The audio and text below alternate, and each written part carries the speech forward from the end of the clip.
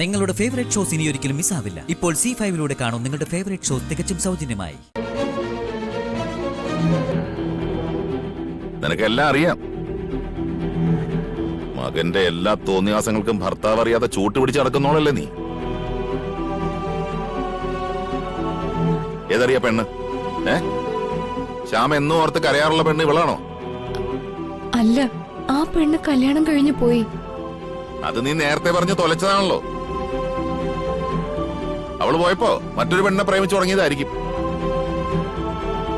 ഇവനിങ്ങനെ മാറി മാറി പെണ്ണുങ്ങളോടൊപ്പം ചുറ്റടിക്കുന്നതാണോ പണി? ചേട്ടൻ കരുതുന്ന പോലൊന്നും അല്ല. അവനോടൊപ്പമുള്ള പെണ്ണ് അവനേക്കാൾ പ്രായം കൂടിയവളാ. വല്ല പരിചയക്കാരുമായിരിക്കും.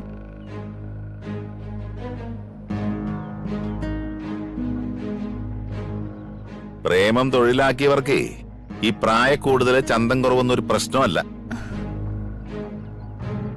എന്റെ വർഷമോളെ കൊണ്ടു നടക്കുന്ന മരുന്നിന്റെ ഭീകരത അവൻ അറിയുന്നില്ല. ആയിരക്കണക്കിന് നിരപരാധികളുടെ ആയുസ് എടുക്കുന്ന കൊടും വിഷം അത് വിതരണം ചെയ്യുന്ന ഏജന്റാണ് അവളെന്ന് അവൾ അറിയുന്നില്ലല്ലോ. എന്റെ ദേവി,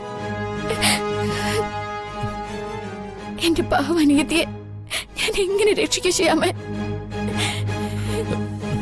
ചേച്ചി കരയല്ലേ? ചേച്ചി കരയാതെ. ചേച്ചി കരയല്ലേ?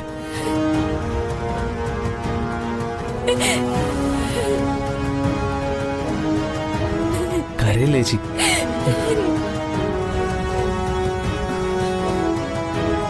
നോക്കടി, കണ്ണു തുറന്ന് നോക്ക്. ഇപ്പൊ എന്ത് പറയുന്നു നീ? ചേർത്ത് പിടിക്കാനും കണ്ണീരൊപ്പാനും തലോടാനും പരിചയക്കാര് മാത്രമാണ് ഇവര്. ഇത് വേറൊന്നുമല്ല. അവനിൽ നിന്ന് പള്ള വീർപ്പിച്ചിട്ട് ഇപ്പൊ അതിന്റെ ഉത്തരവാദി അവനല്ലാന്ന് പറഞ്ഞപ്പോ അതിന്റെയാണ് ഈ കരച്ചിലും പിടിച്ചിലും ഒക്കെ. ഇതൊക്കെ മനസ്സിലാക്കാനേ വലിയ ബുദ്ധിയൊന്നും വേണ്ട. ഈ താൻ തോന്നി ചെറുക്കൻ നമ്മുടെ കുടുംബം തകർക്കും, അവന്റെ അപ്പച്ചിയെ പോലെ.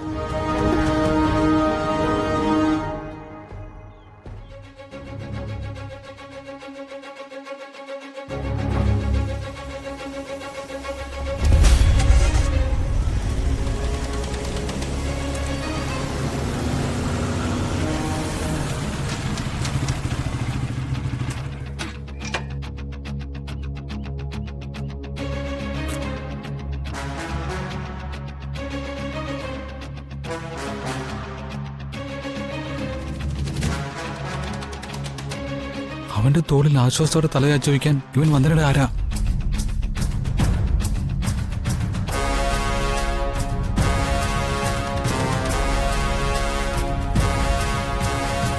കല്യാണ മണ്ഡപത്തിൽ വെച്ച് വിക്രമന് താലിയെടുത്ത് കൊടുത്തത് ഇവനല്ലേ? വർഷയുടെ കൂട്ടുകാരൻ.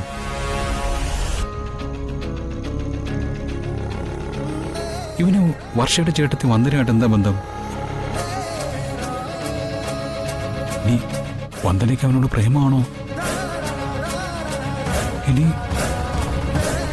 അതുകൊണ്ടാണ് എന്നെ ഒഴിവാക്കുന്നത്? ഏയ്, അതാവില്ല. അനിയത്തിയുടെ കൂടെ പഠിച്ച പയ്യൻ, അത് ലോജിക്കല്ല.